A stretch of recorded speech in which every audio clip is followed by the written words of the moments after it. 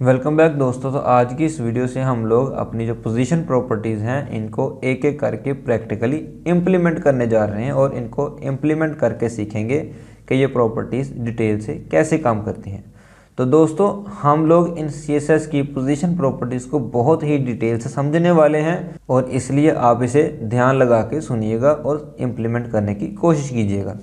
तो चलिए सबसे पहले हम लोग अपने इस वेबसाइट को या इस वेब पेज को थोड़ा सा देख लेते हैं कि ये क्या बना हुआ है।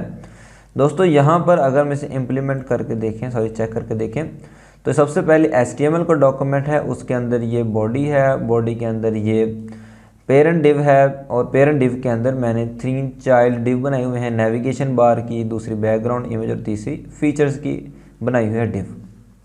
और अगर हम लोग इसे डॉक्यूमेंट के अंदर देखें तो ये हमारे पास HTML का डॉक्यूमेंट है और ये हमारे पास इसकी पेरेंट डिव है, ये इसकी तीनों दूसरी डिव्स हैं और इनको मैंने क्लासेस दी हैं, नेविगेशन बार, बैकग्राउंड इमेज और फीचर्स। और इनको अगर मैं CSS के अंदर देखूँ तो मैंने CSS में कुछ इस तरीके से हैंडल किया है कि ये कुछ HTML के डॉक्यूमेंट को दी हुई है, कुछ बॉडी एलिमेंट को CSS, पेरेंट को और इस पेरेंट डिव को दी हुई है और इसका रिजल्ट हम लोग यहाँ पे देख सकते हैं। तो दोस्तों हम लोग जो आज CSS की पोजीशन प्रॉपर्टी सीखने जा रहे हैं वो है फिक्स के बारे में।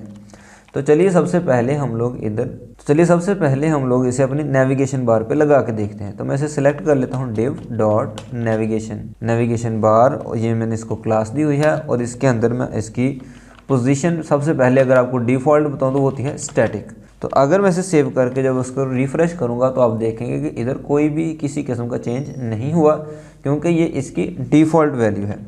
लेकिन फ़र्ज़ किया मैं इसकी जो पोजीशन की वैल्यू है वो मैं कर देता हूँ फिक्स। तो जैसे मैं इसे फिक्स करके इधर रिफ़्रेश करूँगा तो अब देखेंगे कि ये देखें जो हमारा नेविगेशन बार है ना, ये देखें ये इधर एक मुख्तलिफ़ किस्म के एलिमेंट के अंदर बन चुके हैं। और अगर मैं आपको अपना इसको स्क्रॉल करके दिखाऊं तो ये देखें ये तकरीबन डॉक्यूमेंट फ्लो से बाहर आ चुका है।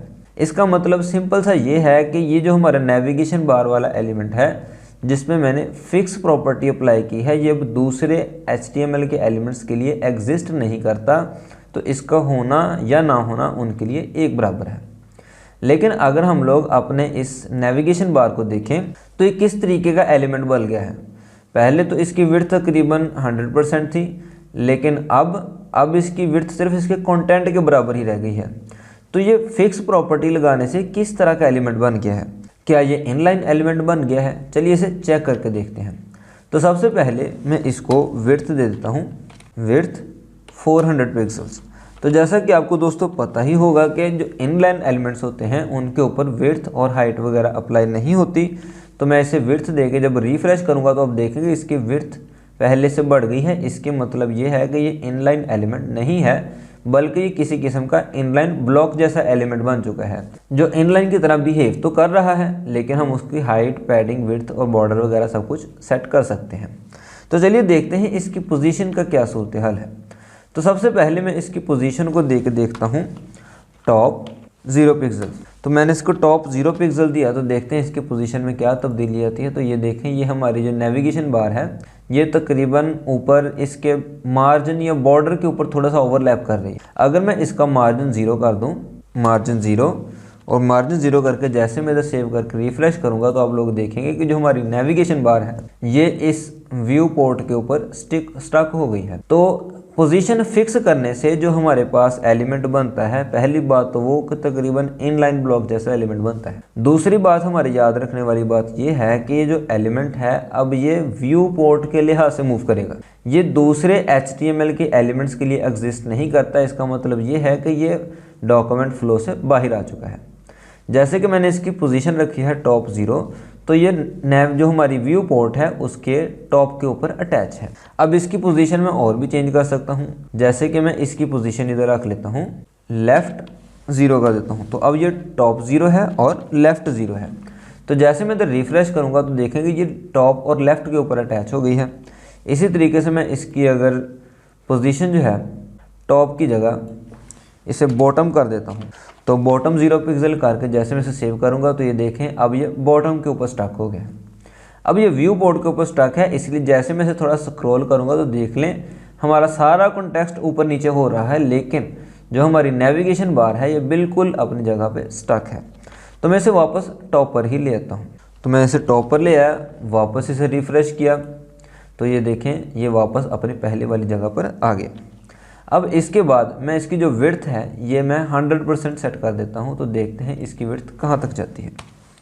मैंने इसकी विड्थ की 100% और जैसे मैं इसे सेव करके रिफ़्रेश करूँगा तो आप देखेंगे कि जो इसकी विड्थ है ना, विड्थ ये इसके व्यू पोर्ट के लिहाज से है, और हम देख रहे हैं कि इसका जो बॉर्डर है ये तकरीबन हमारे इस व्यू पोर्ट से बाहर को निकल रहा है।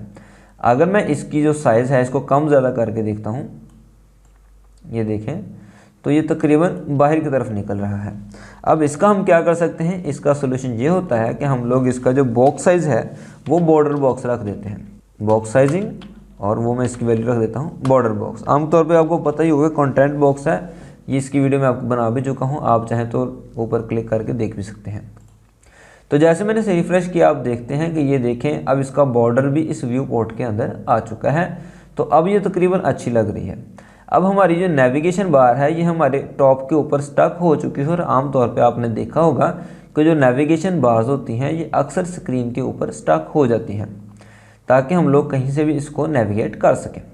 तो इस तरीके से हम लोगों ने एक फिक्स प्रॉपर्टी के ज़रिए नेविगेशन बार को सिलेक्ट किया है। तो उम्मीद है दोस्तों आपको आज की वीडियो पसंद आई होगी। अगर आपको वीडियो पसंद आई हो तो इस चैनल को सब्सक्राइब और लाइक ज़रूर कीजिएगा, और आने वाली वीडियोज़ के लिए आप लोग इस पर बेल आइकन का बटन ज़रूर दबा दीजिएगा। तो शुक्रिया, अल्लाह हाफ़िज़।